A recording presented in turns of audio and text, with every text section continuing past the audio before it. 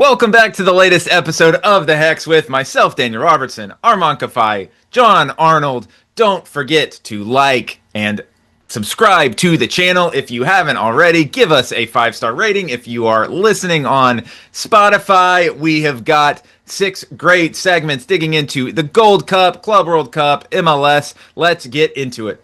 Guys, despite all of the hemming and hawing before the tournament, we are through the group stage of the Gold Cup, and the United States men's national team has 9 points, and they have, 7 goals for, 1 goal against, I think? 8 goals for, 1 goal against, plus 7 goal difference. John, you've been to 2 out of the 3 games for the national team now. Is it time for U.S. fans to feel a little bit better about things, or as you were?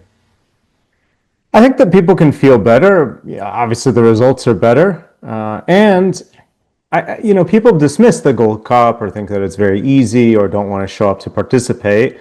But if you look at not even that recent history, in the last 2 decades, so back to 2005, there have been 11 Gold Cups, including this one, and 10 teams have made it through a group stage with 9 points. In 2019, 3 teams did.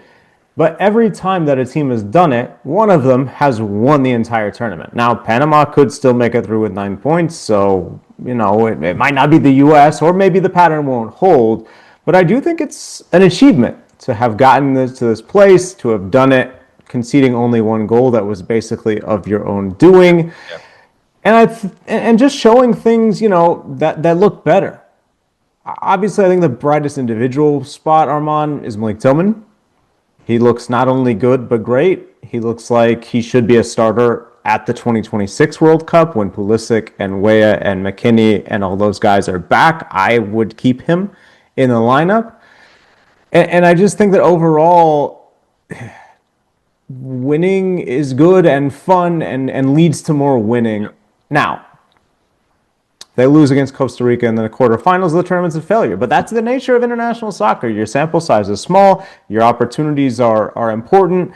And, that's the reality. But I think that people should say, hey, the vibe is better. I'm going to believe in this team a little bit more, certainly than you did after the friendlies, certainly than you did after the Nations League.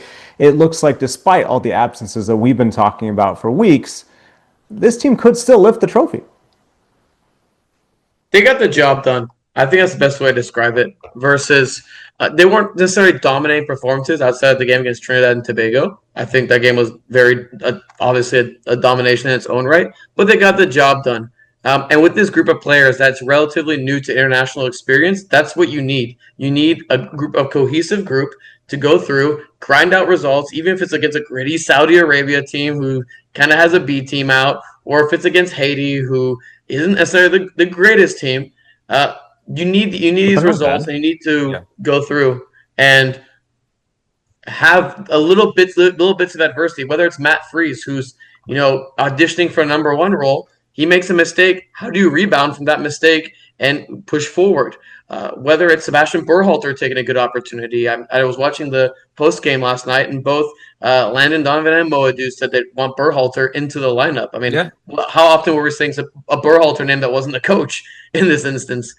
For me, they got the job done, and they did it in a way that U.S. teams haven't been able to win all 3 games and get 9 points. So for me, there's still some rough edges, and obviously don't have their first team, but this is good for a group that's definitely learning international play. I actually thought the Haiti game was the best performance so far from the team of the tournament, because the Trinidad and Tobago game, it almost felt like Trinidad, for whatever reason in that game, which, by the way, they were much better the rest of the tournament and were inches away from qualifying against Saudi Arabia. I thought this was the best performance of maybe the best replicable performance of the tournament so far from the United States, and saying, okay, like you said, John, they had a mistake, or maybe you said that, Armand. They had a mistake. They rebounded from it. There was a pragmatism to the way that they played on Sunday that felt like, okay, if we keep doing this, if we keep trusting the process, we're going to get the goal, we're going to get the chance. And they were creating chances throughout the match. And obviously, we're going to talk about the players in the next segment, in a more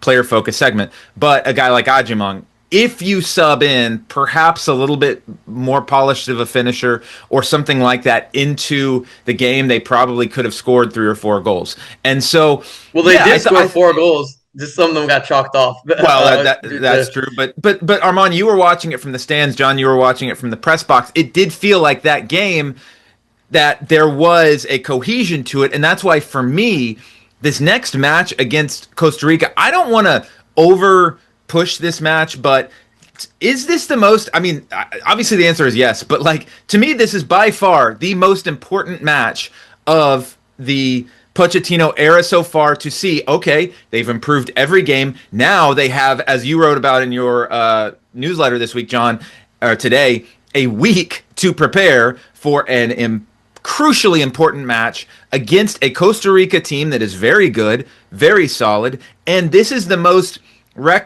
it's very similar to a World Cup where you've been together, you have the cohesion, you have the ideas that the coach is trying to get across, and now you have 5-6 days to prepare for a knockout game. Winner moves on, loser goes home. Let's see what you got. This isn't Trinidad. This isn't Saudi Arabia. This is a team that will almost certainly be in the World Cup next summer.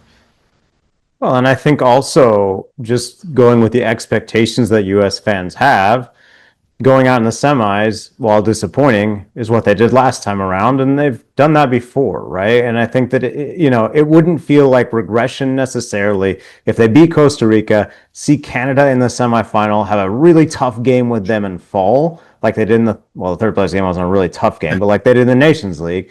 I think that you got to get out of the quarterfinal through Pochettino, and absolutely kind of his biggest test as manager, because there are real stakes here.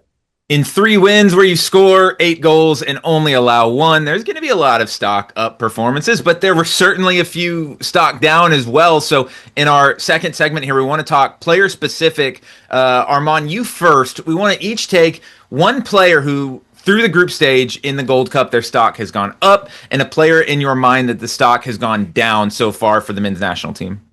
So I'm kind of biased. I said this player would be a player that I would be looking forward to seeing in the Gold Cup. It's Sebastian Berhalter is stock up.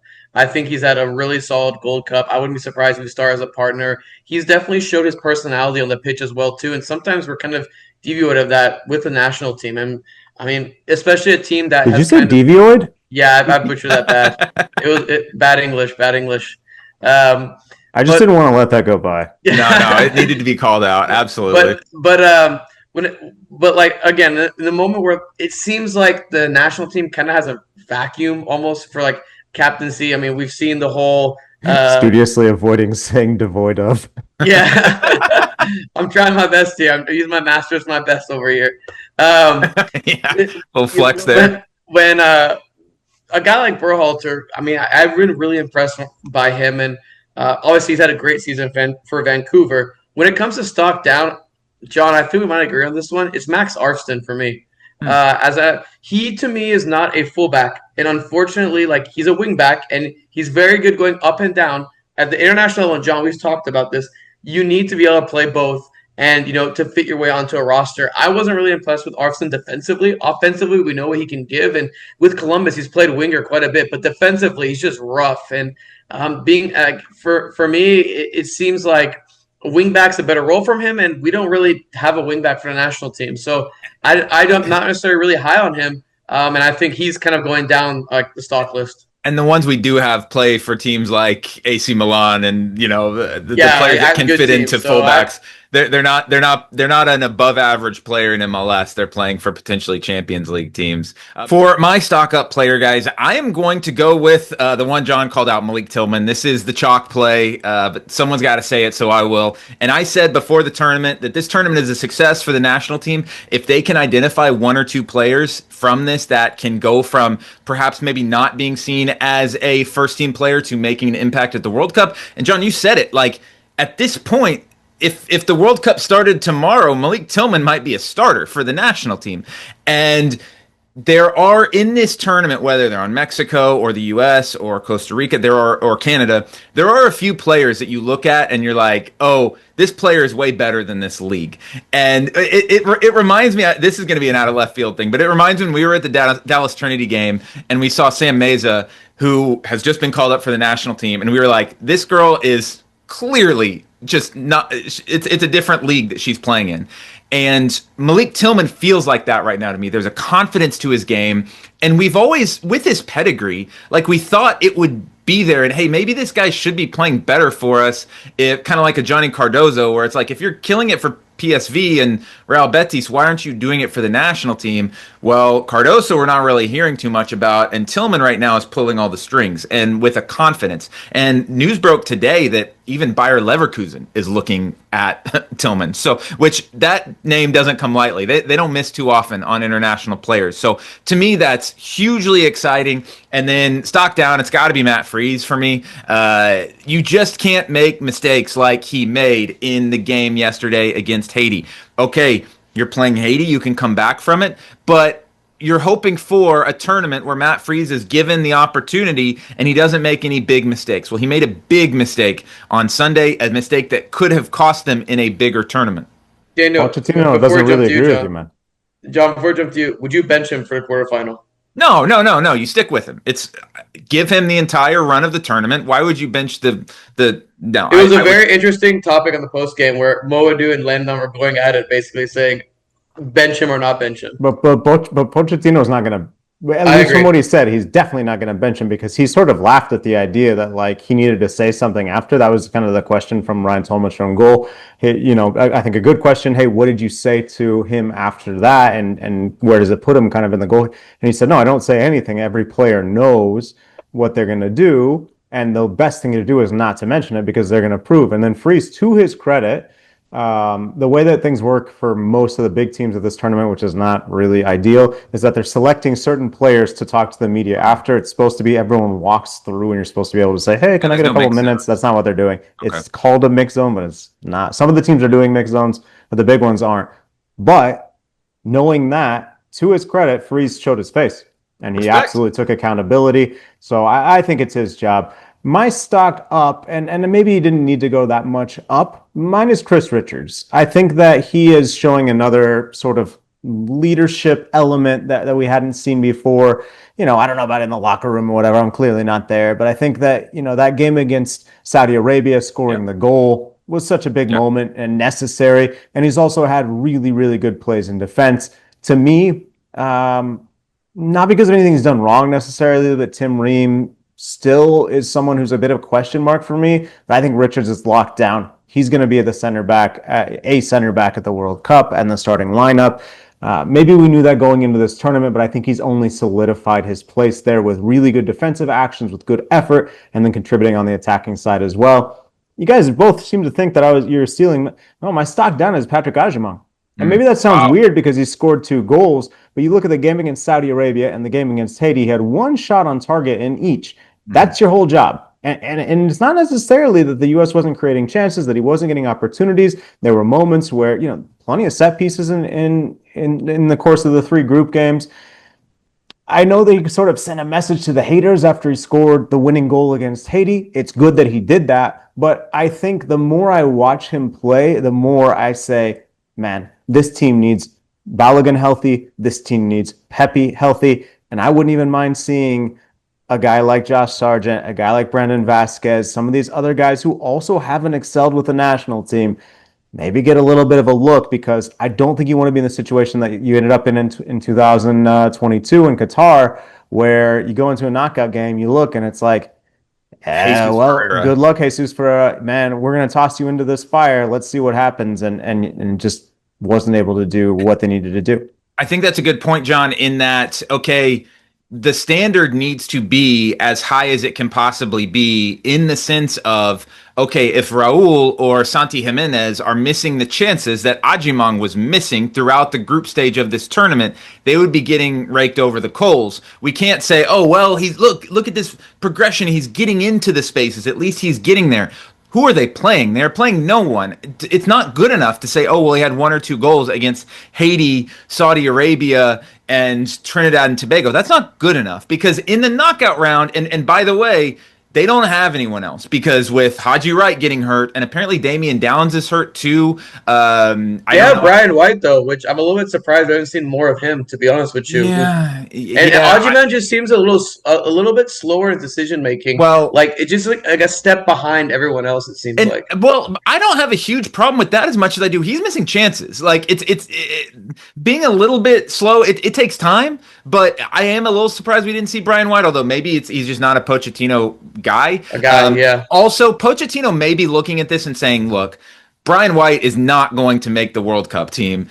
Ajimong is going to be on the bubble. I may have to choose between Ajimong and someone else for a spot. I need to learn something about Ajimong. I don't really need to learn about 28, 29-year-old Brian White. That's no criticism. But also, guys, like they don't have another forward. It's White and Ajimong the rest of the way. And I'm bummed about Downs. John, has there been any word about Downs? No, I don't know that he's out. Okay. He's fine. Okay, they said something about him going to the hospital after the last game, not the Haiti game, but the one before that. I thought he was sick. Okay, well. But I don't know. Yeah, I liked a little bit of what I saw. But anyways, yeah, we'll see what happens.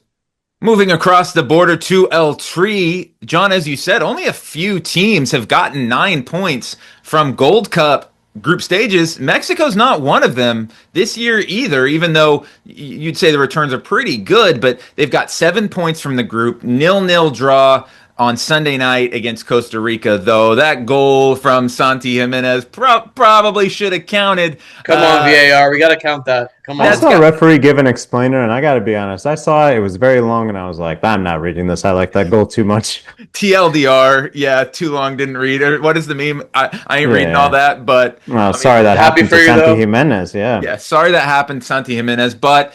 At the end of the day, it did not change the standings at the top of the group. Mexico gets 7 points. They are moving on. They will face Saudi Arabia in the quarterfinals, as you were for the Mexico national team, pretty much. What are people saying? Yeah, I mean, I think so. If you watch the game, Mexico was in control. And look, a warning for the U.S. in the quarterfinal. If Keylor Navas hadn't been the goalkeeper, I think you would have been talking about something different. Got to say, I was at the first 2 Costa Rica matches in person. I obviously wasn't at this one, but I thought Keylor looked a little rusty, to be honest. He did not look rusty last night. It looks like he's back. It looks like he's at the height of his powers, and it looks like he's going to be difficult to beat. When you talk about Mexico, I think the effort was there. The chance creation is kind of there, but the finishing is a question again. The fact that Santi goal doesn't count, I think, hurts. But I do think, honestly, it boosts his confidence. He put the ball in the back of the net in a spectacular way. And that's what they kind of need to see right now. But the over-reliance on set pieces, I think, is a big concern. You know, Javier Aguirre said after the second match, set pieces are part of the game. They still count. That's absolutely true. And he also pointed out, like, you have to win those. You have to win corner kicks. You have to win free kicks in dangerous areas.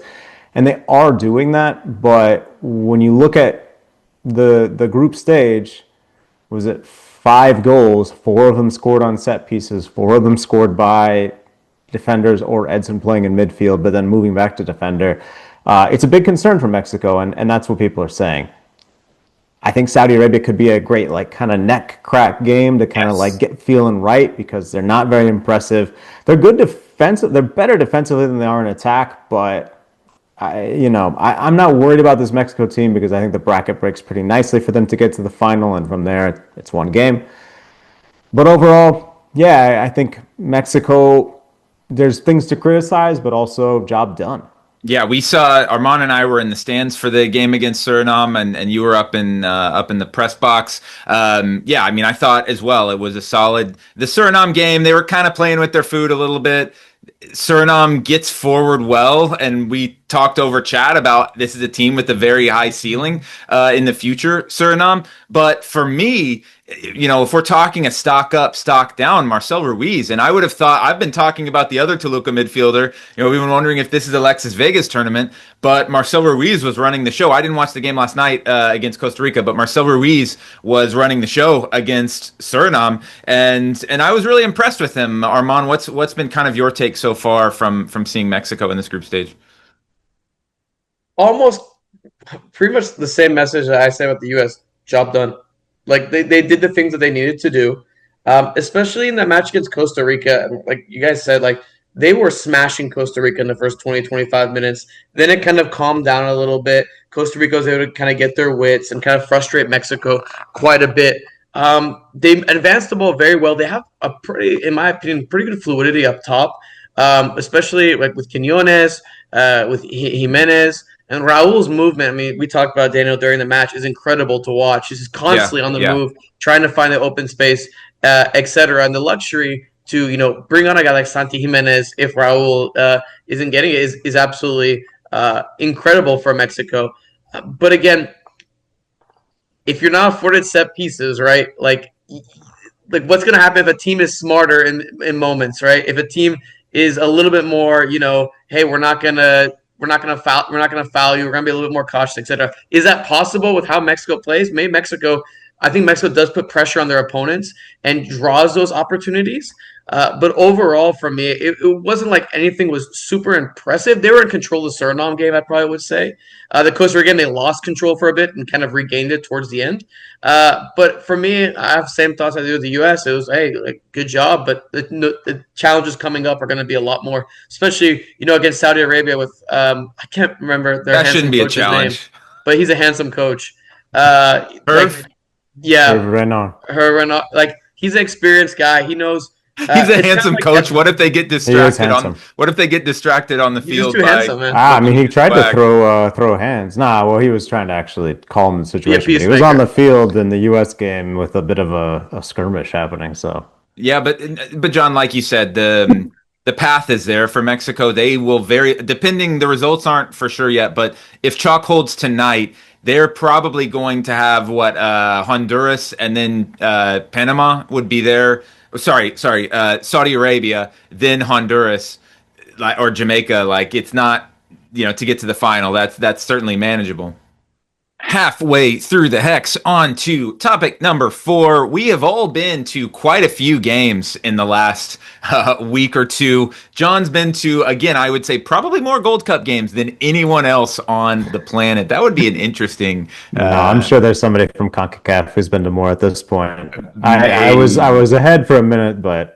Maybe, and you're not going to be at the next round, so you'll probably fall behind. But hey, we'll see. But Gold Cup and Club World Cup are going on right now in the United States, and the crowds have been good, bad, and ugly. Right? Some insane crowds, probably the best atmosphere maybe we've ever seen for a game in the United States on Friday night in Miami with Boca versus Bayern. We've seen some stinkers as well, Armand. We were at the Mexico game on Wednesday night, and even for a Wednesday night, a crowd under 30,000 for a Mexico game in Dallas is pretty unheard of. So have we reached, Armand, the point of oversaturation? Is it just the nature of these games? Is it making too many judgments out of one little thing? It's been a trend from the Mexico and the U.S. for recently, though. Like, we've seen it in the games where they haven't had amazing attendance, right?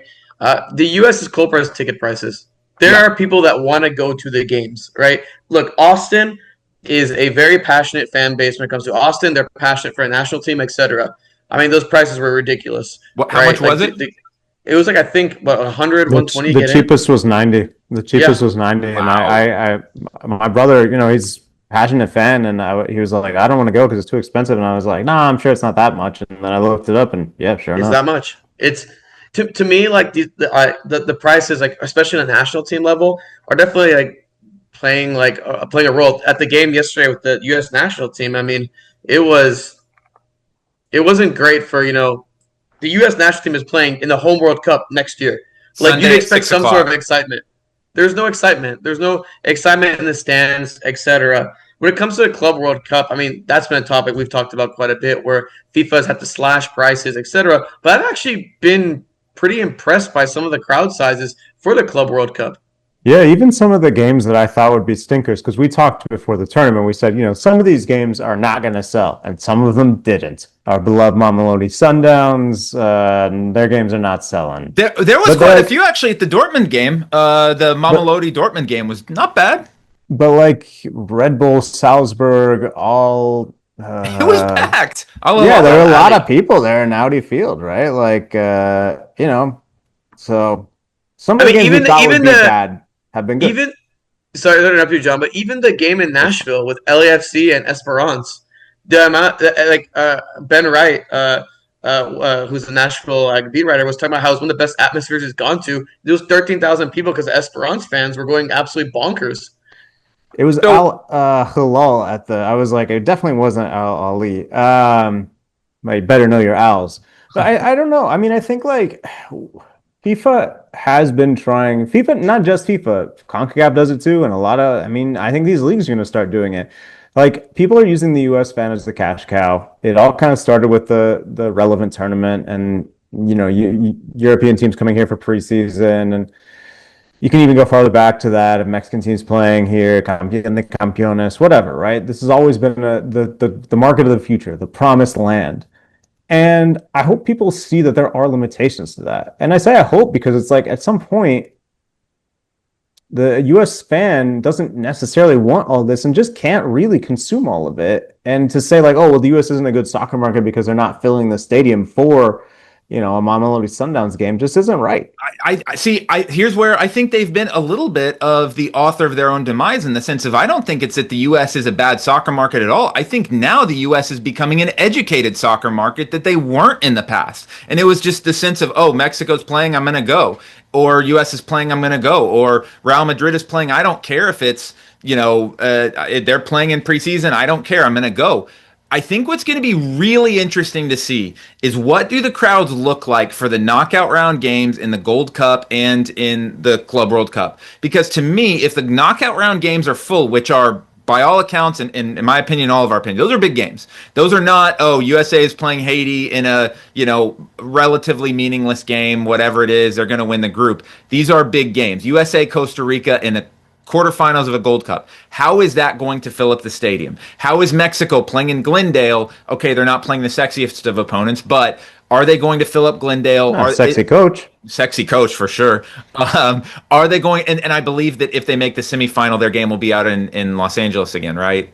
San Francisco in California. But I mean, either way, like the other thing, obviously, that we haven't talked about with Mexico crowds, the immigration rates are affecting them. They are. I mean, it's just the fact that people don't want to go and people are afraid to go, or that it's just not worth the hassle. You see videos, from California even where it's like U.S. citizens getting picked up, and that is a factor. Whether people think it's blown out of proportion or not, how many people are not going because of that, we can't say, right? We can't take a census of everyone, but it's a factor for sure. Especially in California. And I just think that we're going to find out if the fans are truly getting more educated or if their wallet is just too thin right now and they don't have the money. I think it's going to be a lot more of the first one than the second one. Speaking of Club World Cup, MLS, it's been a little bit of a mixed bag. They will likely, we're recording before the Inter Miami game. I think there's a scenario where Inter Miami can get eliminated. However unlikely it is. Inter Miami is basically through to the knockout round, but Seattle finished bottom of their group.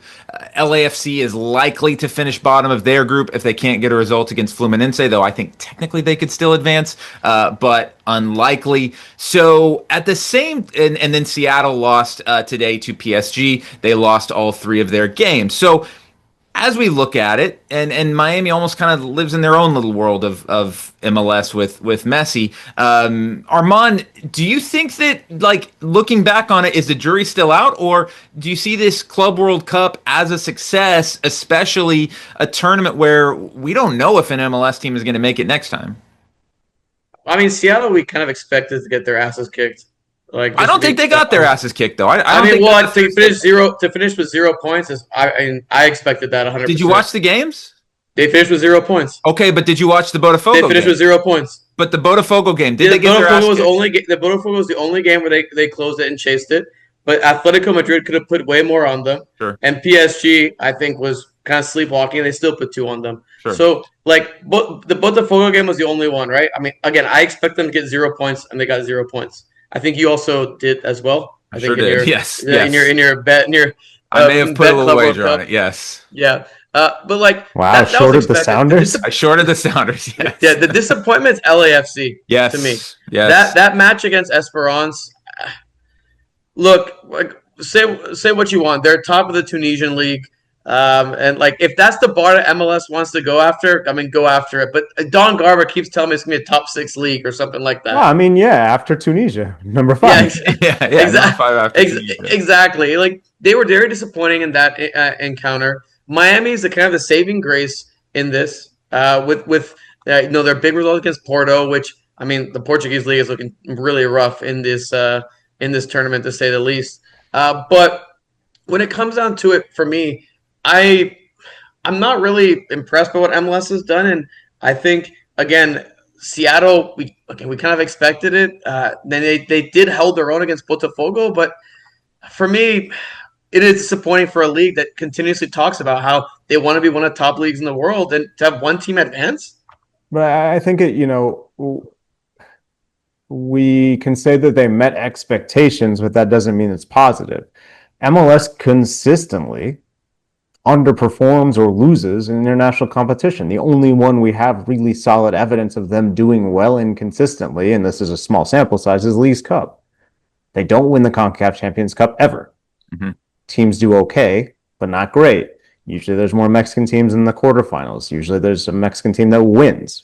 So if MLS is not better than Liga MX, whose representatives also are not excelling in this tournament, why would we expect anything different? But that doesn't mean to me them kind of meeting these low expectations. That doesn't mean to me that it's good or positive. I think it's bad. I think it's embarrassing is harsh because how much do you really want to put on this? How much stock do you put in this? It's a very small sample size. And like the Sounders, you can kind of game out what if they had been in Inter Miami's group. Maybe they're looking at getting out of the group. I mean, but that's how a tournament works, right?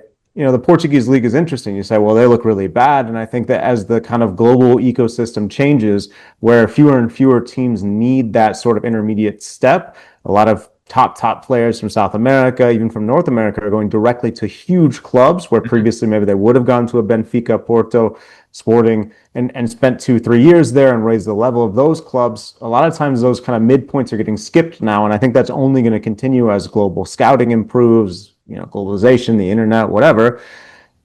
I think that's MLS's challenge is can you surpass those types of leagues, continue to develop talent, but also, jump some of those middle tier teams.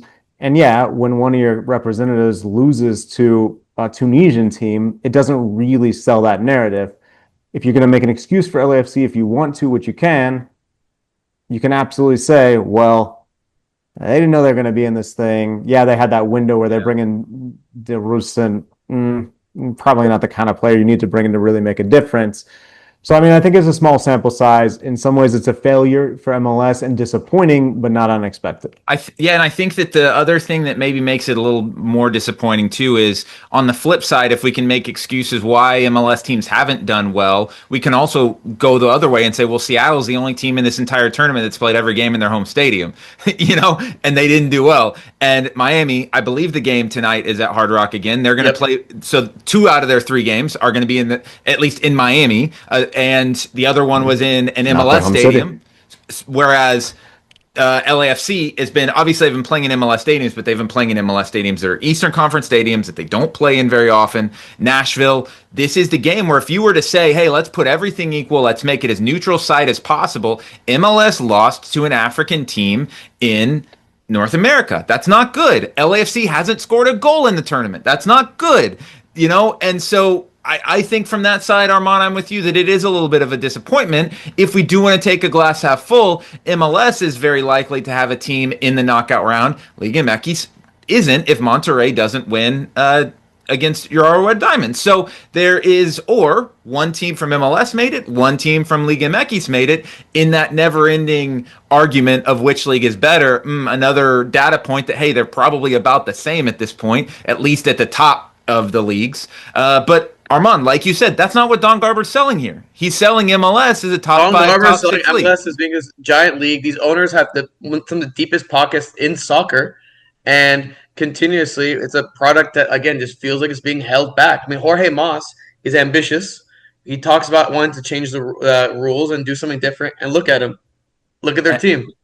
He ain't named Jorge Menos, folks. All right, Manos. And assuming Inter Miami goes through tonight, if they beat Palmeiras, they'll finish top of their group and they'll play Botafogo. But if they draw or lose and Al Ahly doesn't win, they would finish second and they would play PSG in the knockout round. Messi going against his famous former club. And I believe that game would be in Atlanta. So, And Daniel, don't forget, they also get another, I think, $7.5, $8 million for advancing out of the group stage. So again, a guy like Jorge Mas is being rewarded for putting in the money and saying, "Hey, we want to be ambitious. We want to go and win games in this tournament." And that's on top of the $3 million that they've already won from drawing and winning. Add another win or add another draw to that, and that just continues to increase for them. They're getting rewarded for this, guys. I mean, I don't know how much. Hopefully, the league doesn't take a bunch of this and says, "Oh, it's all our money," because that just continues. I'm sure most of it's going to player bonuses, right?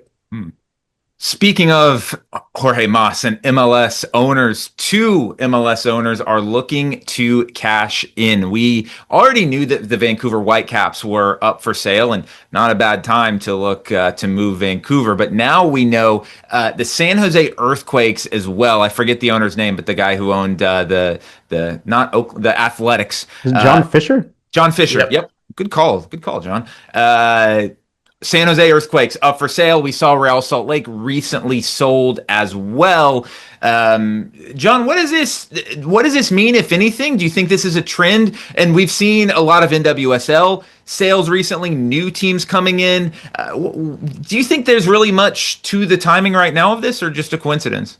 No, I think so. I think that MLS owners are trying to figure out sort of how big to bet on 2026 World Cup. If you're thinking of selling the team, you either need to do it now to someone who believes that 2026 is going to be extremely lucrative for club soccer in the US, or you need to hold your cards, wait, and hope that 2026 is that lucrative thing that convinces someone else to buy in. So I think the 2026 World Cup is just the big factor here. And then you start to see, well, what if the Club World Cup becomes an incentive?